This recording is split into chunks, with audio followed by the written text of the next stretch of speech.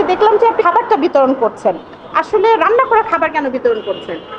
ধন্যবাদ। আপনারা জানেন যে মাননীয় প্রধানমন্ত্রী অসহায় মানুষের পাশে দাঁড়ানোর জন্য আমাদেরকে আহ্বান জানিয়েছে এবং আমরা সারা বাংলাদেশের আওয়ামী লীগের নেতাকর্মী যারা রয়েছি তাদের কেউ নির্দেশনা দিয়ে দিয়েছে।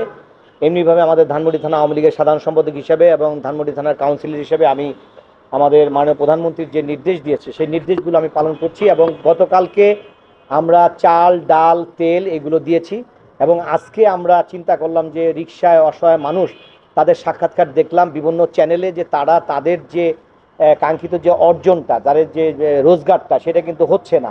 তারা কিন্তু অনেক সময় কেঁদে দিচ্ছে, তারা খাবারের পয়সাটা জোগাড় করতে পারছে না, কারণ প্যাসেঞ্জার নাই। তো এইটা মনে করে মাননীয় প্রধানমন্ত্রী নির্দেশনা দিয়ে দেবেন অসহায় মানুষের পাশে দাঁড়ানোর জন্য। তো আমরা চিন্তা করলাম যে খাবারটা যদি রান্না খাবার দেই তাহলে অসহায় মানুষ যারা তাৎক্ষণিকভাবে পেয়ে যাচ্ছে এবং রিক্সা চালক, ভ্যান চালক, যারা ছিন্নমূল হকার্স তারা এই খাবারটা পাচ্ছে। এই কারণেই আমরা চিন্তা ভাবনা করে আজকে ১৫০০-এর মতো খাবার আমরা এখানে বিতরণ করলাম এবং এইটা চলমান থাকবে। কালকেও আমি চাল, ডাল, তেল আমার আপনার ইলেকট্রিক মিডিয়া, প্রিন্ট মিডিয়াকে ধন্যবাদ জানাই। কালকেও আমার অফিসে চাল, ডাল, তেল আমাদের নিজস্ব অর্থায়নে আমি এই দেওয়া শুরু করেছি। মাননীয় প্রধানমন্ত্রীও আমাকে 2 টন চাল দিয়েছে।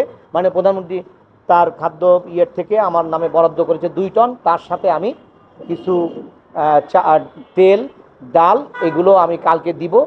তো আপনাদেরকে দাওয়া দিলাম, আপনারা কালকে আসবেন এবং সাধারণ মানুষ যারা ছিন্নমূল হকার্স, যারা খেটে খাওয়া লোক, তাদেরকে লেবার শ্রেণী, তাদের কাজ নেই, ওই শ্রেণীর লোকদেরকেই আমরা মূলত দিচ্ছি। বাবলা ভাই, যে দেশের এই যে অবস্থার মধ্যে আপনারা খাদ্য সামগ্রী বিতরণ, মানুষের আয় রোজগারের একটা ব্যাপক সময়, তো সেক্ষেত্রে আপনার ওয়ার্ডে যদি কারো সমস্যা হয় সেক্ষেত্রে সহযোগিতা হাত বাড়াচ্ছেন কিনা? আসলে আমাদের আওয়ামী লীগের নেতাকর্মী যেখানে যে অবস্থায় আছে তারা চেষ্টা করছে, যারা মুক্তিযোদ্ধার পক্ষের শক্তি, স্বাধীনতার পক্ষের শক্তি, তারা কিন্তু চেষ্টা করছে যে কিভাবে এই মানুষগুলোকে কিছু উপকার করা যায়।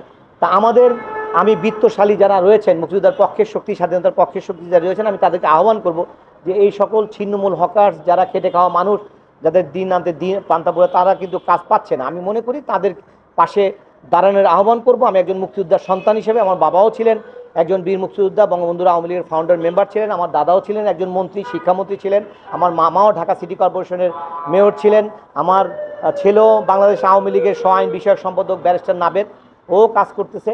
তো কাজী আমি আহ্বান জানাবো যে সকল বিত্তশালী লোকদেরকে, মানে আপনারা যেখান থেকে সাক্ষাৎকার নিচ্ছেন সেটাও আমার খালা শাশুড়ির বিল্ডিং, ওরাও মানুষের পাশে দাঁড়িয়েছে এবং আমাদের যারা ওরাও মুক্তিযোদ্ধার সন্তান এবং বিত্তশালী লোক অনেকেই এগিয়ে আসছেন এবং আমরা এটা চলমান। এটা আমি 15ই আগস্টে এখানে আমি 10,000 লোকের খাবারের ব্যবস্থা করবো, 10,000 লোকের। এবং ইভেন কি আমি 1 তারিখ 1 আগস্ট এখানে আমি প্রায় 10 থেকে 12,000 লোকের খাবারের আয়োজন করবো এবং শুরু করবো এখান থেকে। এখানে আমার প্যান্ডেল থাকবে, লোকবল থাকবে। ধানমন্ডি থানা আওয়ামী লীগের জেনারেল সেক্রেটারি হিসেবে, কাউন্সিলর হিসেবে, মুক্তিযোদ্ধার সন্তান হিসেবে আপনারা আসবেন, যে সাধারণ মানুষের পাশে থেকে আমি কাজ করে যাব। মাননীয় প্রধানমন্ত্রীর নির্দেশনা অবশ্যই আমার পালন করতে হবে। উনিও চেষ্টা করছেন দেশের এই ক্লান্তি লগ্নে যাতে মানুষের অন্তত রুটি রুজির একটা ব্যবস্থা করা যায়। উনিও চেষ্টা করতেছেন বিভিন্ন প্রণোদনার মাধ্যমে, বিভিন্ন সমাজ যেটা রয়েছে, মানে আমাদের তো একটা ভালো সমাজ রয়েছে, যারা মুক্তিযোদ্ধার পক্ষের শক্তি, আমরা স্বাধীনতার পক্ষের শক্তি, সেই সমাজটা কিন্তু এই দেশের জন্য মাননীয় প্রধানমন্ত্রীর জন্য কাজ করে যাচ্ছে।